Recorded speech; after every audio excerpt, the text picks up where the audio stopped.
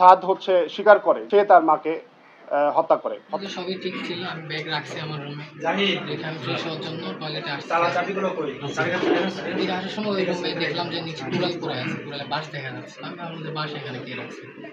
ওইদিকে যাওয়ার পরে দেখলাম যে আলমারিতে এরকম পোকামাকড় চিহ্নগুলো ছিল। মাকে খুঁজে পাওয়া যাচ্ছে না, এবং তারপরের হচ্ছে সেই যে নাটকটা আর কি, যে আত্মীয় স্বজনকে কল দিয়ে যে আমার মাকে খুঁজে পাওয়া যাচ্ছে না, বাসায় এরকম ভাঙচুর হয়েছে, এখানে ডাকাতি হয়েছে বা ডাকাতি প্রচেষ্টা হয়েছে, এই পুরো নাটকটা হচ্ছে সে সাজায় হয়েছে মর্মে।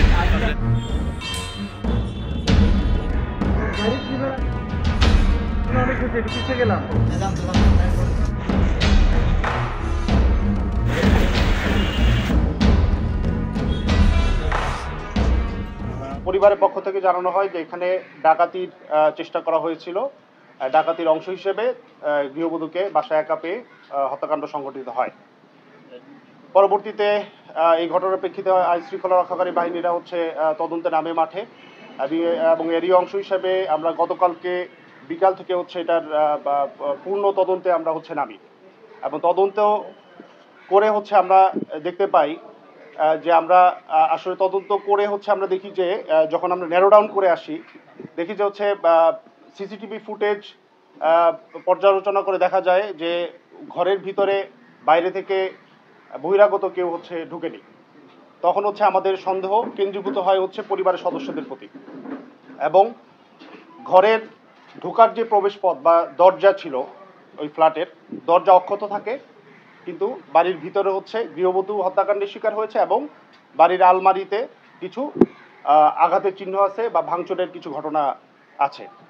এর প্রেক্ষিতে এটা প্রতীয়মান হয় যে ঘরে এমন কেউ ঢুকেছে যার কাছে ঘরে ঢোকার চাবি আছে। তো ঘরের চাবি হচ্ছে 3টা ছিল, 2টা হচ্ছে বাসায় গৃহবধূর কাছে থাকতো, আর একটা হচ্ছে তার ছোট ছেলের কাছে থাকতো। এবং আমরা টেকনোলজি পর্যালোচনা করে দেখে আমরা দেখেছি হচ্ছে ওই সময়ে সেখানে গৃহবধূ অবস্থান করছিল বাসায়, এবং তার ছোট ছেলে সাদ বিন আজিজুর সেখানে ছিল।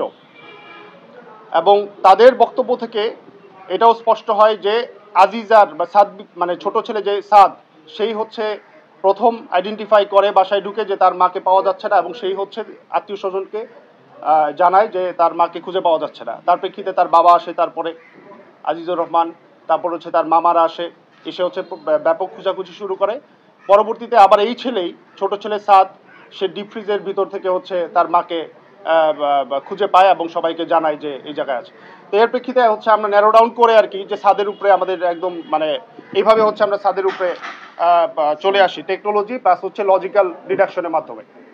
এখন এরপরে হচ্ছে আমরা গতকালকে রাতে হচ্ছে সাদ, তার বাবা আজিজুর রহমান এবং একজন জনৈক ভদ্রলোক জুয়েল রানা প্রামাণিক, এই 3জনকে হচ্ছে আমরা জিজ্ঞাসাবাদের জন্য নিয়ে আসি, এবং জিজ্ঞাসাবাদ শেষে পর্যাপ্ত জিজ্ঞাসাবাদ শেষে সাদ হচ্ছে স্বীকার করে যে সে তার মাকে হত্যা করে। হত্যাকাণ্ডের কারণ হিসেবে সে বলে তার একটি প্রেম ঘটিত সম্পর্ক ছিল, এবং তার যেই উঠতি বয়স, তার কিছু হাত খরচের বিষয় ছিল, এবং আমরা টেকনোলজির মাধ্যমেও কিছু জানতে পেরেছি তার কিছু ট্রানজ্যাকশনের বিষয় ছিল, টাকা পয়সা লেনদেন ছিল।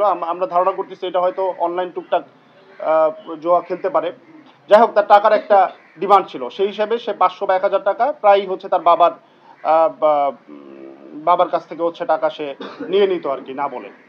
এখন এইটা তার মার কাছে বেশ কয়েকবার ধরাও খেয়েছে, এবং এটা নিয়ে তাদের ভিতরে বেশ বাকবিতণ্ডা, ঝগড়া এগুলো হয়েছে।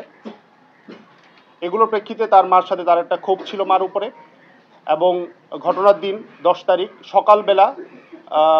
সকালে হচ্ছে এটা নিয়ে তাদের বাকবিতণ্ডা হয়।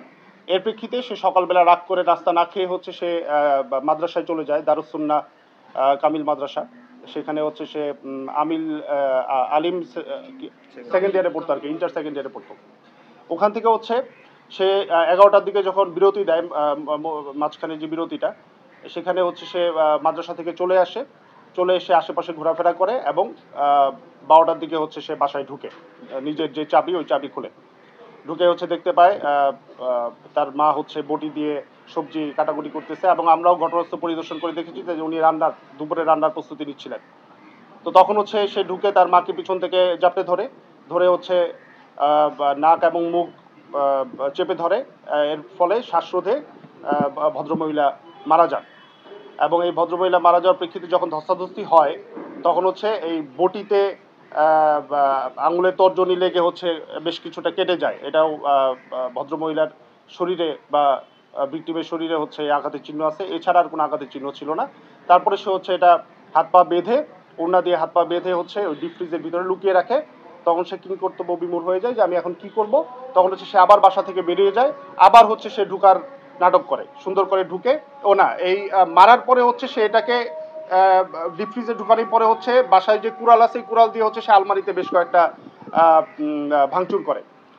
এই করে হচ্ছে তারপরে সে বেরোয় যায়। বেরোয় যাওয়ার পরে হচ্ছে সে আবার বাসায় ঢুকে হচ্ছে তার মাকে খুঁজে পাওয়া যাচ্ছে না, এবং তারপরে হচ্ছে সেই যে নাটকটা আর কি, যে আত্মীয় স্বজনকে কল দিয়ে যে আমার মাকে খুঁজে পাওয়া যাচ্ছে না, বাসায় এরকম ভাঙচুর হয়েছে, এখানে ডাকাতি হয়েছে বা ডাকাতি প্রচেষ্টা হয়েছে, এই পুরো নাটকটা হচ্ছে সে সাজায়।